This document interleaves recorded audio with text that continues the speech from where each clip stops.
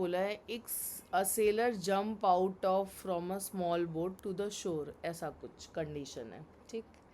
तो होगा क्या कि जब सेलर जंप करेगा, सेलर जो है वो फॉरवर्ड जंप कर रहा है, तो इस चीज़ को बैलेंस करने के लिए जो बोट है वो थोड़ा सा बैकवर्ड जर्क लेगा, understanding.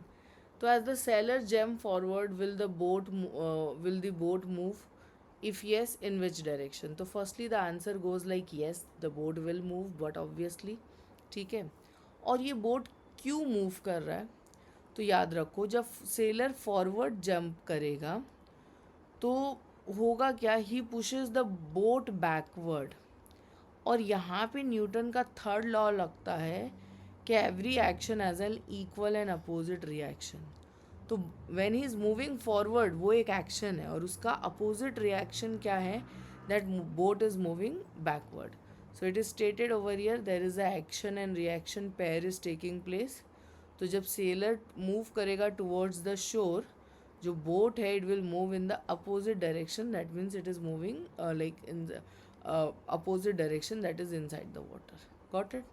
So I hope it is clear to you all. Still, in case you have any doubt, you may reach to us. Thank you.